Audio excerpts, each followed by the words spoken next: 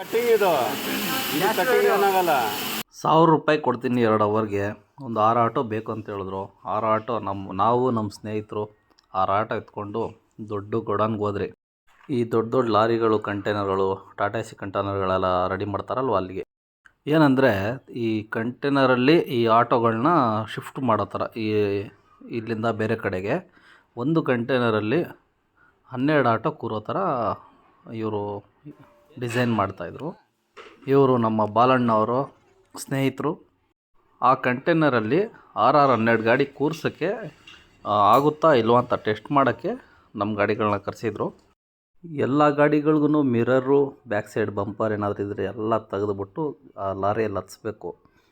But ಇಲ್ಲಿ ಏನಂತಂದರೆ ಹತ್ಸ್ಬೇಕಾದ್ರೆ ಸಣ್ಣ ಪುಟ್ಟ ಸ್ಕ್ರ್ಯಾಚಸ್ಸು ಅವು ಇವೆಲ್ಲ ಆಯ್ತವೆ. ಸ್ಕ್ರ್ಯಾಚಸ್ ಆದ್ರೂ ಅಡ್ಜಸ್ಟ್ ಮಾಡ್ಕೋಬೇಕು. ಏನಕ್ಕಂದರೆ ಒಪ್ಕೊಂಬಂದ್ಬಿಟ್ಟಿದ್ದೀವಿ.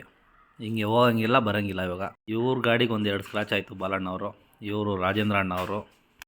ಏನಣ್ಣ ಹೇಳ್ತೀಯ ನಿಮ್ಮ ಗಾಡಿ ಬಗ್ಗೆ?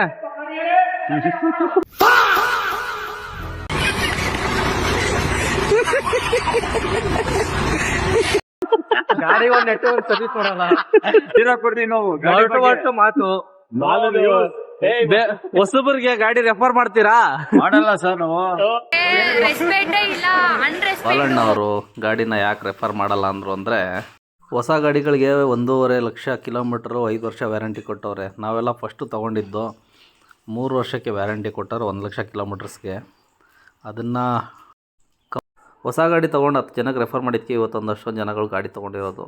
ಕೆಲವೊಂದು ಸರ್ವೀಸು ವ್ಯಾರಂಟಿ ಎಲ್ಲ ನಮಗೆ ಕಡಿಮೆ ಕೊಟ್ಟಿದ್ದಾರೆ, ಅದೇ ಬೇಜಾರು. ಇದು ನೋಡಿ ಗಾಡಿ ಹಿಂಗೆ ಹೈಡ್ರಾಲಿಕಲ್ ಮೇಲೆ ಹೋಗುತ್ತೆ. ಮೇಲೆ 6 ಗಾಡಿ, ಕೆಳಗಡೆ 6 ಗಾಡಿ. ಈ ಥರ ಮಾಡಿ ಒಂದು ಸ್ಟೇಟಿಂದ ಇನ್ನೊಂದು ಸ್ಟೇಟ್ಗೆ ಶಿಫ್ಟ್ ಮಾಡ್ತಾರೆ ಗಾಡಿಗಳನ್ನ. ಒನ್ಸು ಕಂಟೈನರ್ ರೆಡಿ ಆದರೆ ಆ ಕಡೆ ಈ ಕಡೆ ಎಲ್ಲ ಕವರ್ ಮಾಡಿಬಿಡ್ತಾರೆ. ಇದು ನಾವು ಫೈನಲ್ಗೋಸ್ಕರ ನಮ್ಮನ್ನು ಕರೆದಿರೋದು. ಕರೆಕ್ಟಾಗಿ ಕೂರುತ್ತಾ ಇಲ್ವಾ ಗಾಡಿ, ಎಲ್ಲಾದರೂ ಟಚ್ ಆಗ್ತಾ ಇದೆಯಾ ಅಂತ ನೋಡೋಕ್ಕೆ. ಎಲ್ಲ ಪರ್ಫೆಕ್ಟಾಗಿ ಮುಗೀತು. 2 ಅವರ್ ಅಂತ ಕರೆಸ್ಕೊಂಡು 3 ಅವರ್ ಮಾಡಿಬಿಟ್ರು.